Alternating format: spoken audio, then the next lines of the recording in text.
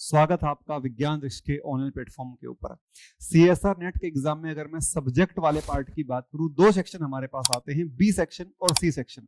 आपका एग्जाम होगा या फिर नहीं होगा, यह आपका majority of probability C section के ऊपर ही डिपेंड करती है, क्योंकि सी सेक्शन में आपको 25 क्वेश्चन करने होते हैं और एक क्वेश्चन आपका 4 नंबर का होता है। तो यहां पर अगर आप 85 अबव या फिर 80 अबव मार्क्स स्कोर कर लेते हो, देन आपका एग्जाम क्वालिफाई करना आपके लिए बहुत ज्यादा आसान हो जाता है। लेकिन जब आप एग्जाम के अंदर बैठते हो ना, तो बहुत सारी गलतियां आपसे हो जाती हैं सी सेक्शन को अटेम्प्ट करते हुए, और जबकि सी सेक्शन हमारा बहुत ज्यादा इंपॉर्टेंट है। सी सेक्शन को अटेम्प्ट करते हुए हमें बहुत सारी बातों का ध्यान रखना चाहिए, कुछ गलतियां हमें अवॉइड करनी चाहिए। जो आप अवॉइड कर सकते हो उन्हीं के बारे में हम लोग यहाँ पर बात करेंगे। दूसरी बात, जो बच्चे पहले पेपर दे चुके हैं वो इन गलतियों के गो थ्रू हो चुके होंगे कभी ना कभी। जो पहली बार पेपर देंगे वो भी इन गलतियों के गो थ्रू होंगे, क्योंकि हर बच्चा इस फेज से गुजरता है। तो मैं चाहता हूं कि आप लोग थोड़ा सा अपने माइंड में इन गलतियों को रखें और इनको अवॉइड करने की कोशिश करें अपने एग्जाम के अंदर। तो आइए शुरू करते हैं। सबसे पहला और most important, most dangerous, question selection. हाँ, पुअर क्वेश्चन सिलेक्शन की वजह से बहुत सारे बच्चों का सी सेक्शन खराब हो जाता है। वीडियो के नीचे कमेंट जरूर करना कि इनका सी सेक्शन खराब हो जाता है क्वेश्चन सिलेक्शन की वजह से।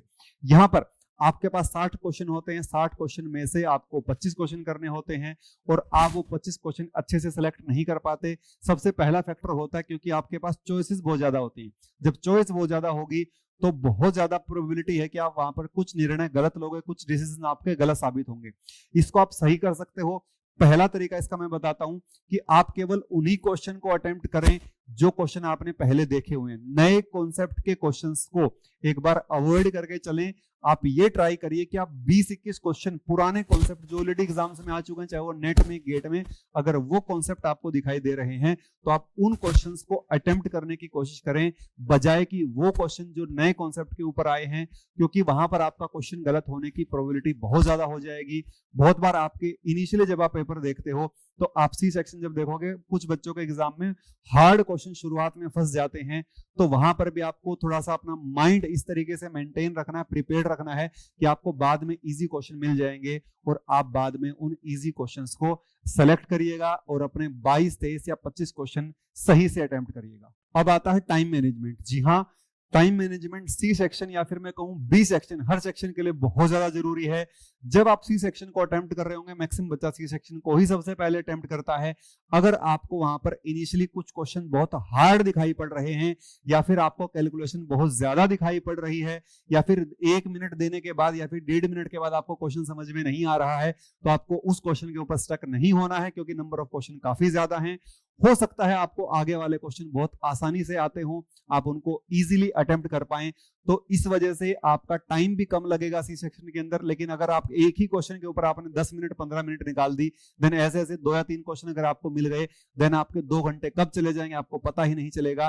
तो मैं ये बात बोलना चाहता हूं, इनिशियली फेज के अंदर अगर आपको लगता है कि आपको एक क्वेश्चन के ऊपर ज्यादा समय लग रहा है, ज्यादा लंबी कैलकुलेशन वाला क्वेश्चन है, जैसे काइनेटिक्स में कई बार लॉग वाला क्वेश्चन आ जाता है, काफी लंबी लंबी कैलकुलेशंस होती हैं, तो आप ऐसे क्वेश्चंस को अवॉइड कर सकते हो और आप आगे वाले क्वेश्चंस को देख सकते हो सकता है कि कोई शॉर्ट क्वेश्चन, कम टाइम में अटेम्प्ट होने वाला क्वेश्चन आपको आगे मिले, जिसमें आपको 4 नंबर भी फिक्स मिले, तो आपको ऐसे क्वेश्चन को सेलेक्ट करना चाहिए। और दूसरे वाले टाइप के जो क्वेश्चन है जिसमें आपका टाइम ज्यादा लगता है, उसको आपको अवॉइड करना चाहिए। दोस्तों, लालच बुरी बला होती है, हमेशा जिंदगी में हमें सिखाया जाता है, यही बात मैं आपको बोलना चाहता हूं। ग्रीडी अटेम्प्टिंग, देखिए बहुत बार पेपर में आपको 22 क्वेश्चन करने में, 21 क्वेश्चन करने में कोई तकलीफ नहीं होती। 21-22 क्वेश्चन आप इन जनरल, जिस बच्चे ने ठीक ठाक तैयारी करी है, 21 क्वेश्चन वो सही से अटेम्प्ट कर देता है। अब सवाल आता है 3 से 4 सवालों का, 4 से 5 सवालों का। अब बच्चा क्या सोचता है कि मैं 4 से 5 क्वेश्चन में तुक्का लगा देता हूं, या फिर मैं 4 से 5 क्वेश्चन और कर देता हूं, या फिर मैं 4-5 क्वेश्चन और कर दूंगा, 21 तो मेरे हो गए हैं, तो अब मैं 4-5 और कर दूंगा तो मैं टॉपर की लिस्ट में आ जाऊंगा, क्योंकि मैं सी सेक्शन से ही 100 नंबर स्कोर कर दूंगा, या फिर 95 नंबर स्कोर कर दूंगा। इस चीज से आपको बचना होगा। मैं ये बोलना चाहता हूं, अगर आप 21 क्वेश्चन भी सही कर देते हो मेरे दोस्त, 22 क्वेश्चन भी सही कर देते हो, 20 भी अगर आप एक्यूरेट कर देते हो ना, तो आपका एग्जाम 100% निकल जाएगा। और आपको इस गलती से बचना है, इस लालच से आपको बचना है। एक बार जेआरएफ निकाल लीजिए, उससे अगली बार जब आप पेपर में बैठेंगे तो रैंक के लिए आप वहां पर खेल सकते हैं। वहां पर आप 25 में से 25 करना, आप 30 कराना, कोई दिक्कत वाली बात नहीं है। बट आप इनिशियल फेज में आपको फोकस करना है किसके ऊपर? सही 21 या 22 क्वेश्चन के ऊपर ही आपको फोकस करना है। एलिमिनेशन मेथड, देखो बहुत सारे जगह पर आपको ये बताया जाता होगा कि आप दो ऑप्शन एलिमिनेट कर दो, देन आप दो में से एक सेलेक्ट कर दोगे। ऐसा बहुत सारे बच्चे करते हैं, वो दो ऑप्शन एलिमिनेट कर देते हैं। ऑर्गेनिक में जनरली ऐसा होता है कि दो ऑप्शन को एलिमिनेट कर दिया और दो में से एक के ऊपर तुक्का लगा दिया, आइडिया लगा दिया कि इन दोनों में से एक तो हो ही जाएगा। और मैक्सिमम केसेस में और मैक्सिमम बच्चों के वो क्वेश्चन गलत ही होते हैं, वो हमेशा ही गलत होते हैं, क्योंकि एग्जाम प्रेशर आपके ऊपर होता है, आप वहां पर सही से सोच नहीं पाते। इतने सारे कॉन्सेप्ट आपको एक टाइम पर बैठ के सोचने होते हैं, वहां पर आपको कॉन्सेप्ट लगाना भी होता है, फिजिकल भी करनी होती है, ऑर्गेनिक भी करनी होती है, इनऑर्गेनिक भी करनी होती है। तो पूरी संभावना होती है कि आप जो कॉन्सेप्ट लगा रहे हो वो गलत ही होगा। तो जो एलिमिनेशन मेथड से आप क्वेश्चन करने की सोचते हो, उस एलिमिनेशन मेथड को अवॉइड करना, आप ट्राई करना वो क्वेश्चन करने की जिसमें आप बहुत ज्यादा श्योर हो। आप वो क्वेश्चन मत करना जिसमें आपने दो आइसोमर रिमूव कर दिए हैं या फिर दो मेजर प्रोडक्ट रिमूव कर दिए हैं और जो आपके पास दो ऑप्शन बचे हुए हैं उनमें से आपको वहां पर टिक नहीं करना है। अगर ऐसा कोई केस आपके पास आता है तो आपको अटेम्प्ट नहीं करना है, ऐसा क्वेश्चन आप छोड़ दीजिए।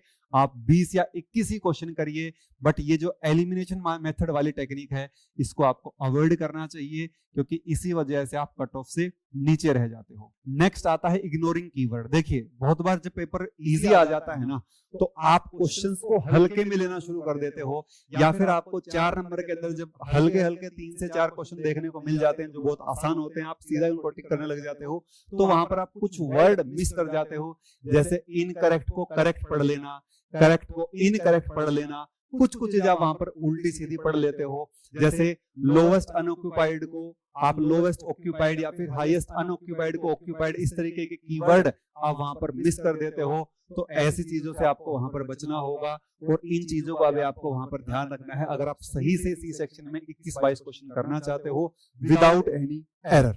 लास्ट बट सबसे खतरनाक, देखिए मैंने लिखा है स्कीपिंग द क्वेश्चन प्रीव्यू। जब आपको कोई चीज ना आती हो वो आपकी गलत हो जाए समझ में आता है, लेकिन जब आपको चीजें आती हो और ह्यूमन एरर की वजह से आप उनको गलत कर दो या फिर आपकी प्रेजेंस ऑफ माइंड ना होने की वजह से आप उसको गलत कर दो, देन इसका बहुत ज्यादा दुख होता है।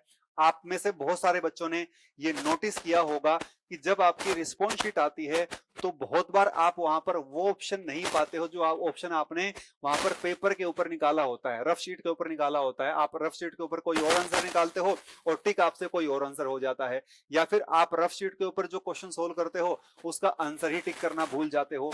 तो इसके लिए क्या करना होगा, इसके लिए आपको लास्ट 10 मिनट देनी होंगी और 10 मिनट में आपको यह चेक करना होगा कि कहीं आपने किसी क्वेश्चन का आंसर गलत तो नहीं लगा दिया जो आपने निकाला था, कहीं आपने यूनिट देखने में गड़बड़ तो नहीं कर दी, कहीं आप किसी का आंसर लगाना तो नहीं भूल गए हो। तो ये सारी चीजें आपको लास्ट के 10 मिनट में चेक करनी होंगी, क्योंकि मैं जानता हूं यार कि आप किसी चीज के काबिल हो और आपको वो ना मिले, बहुत दुख होता है।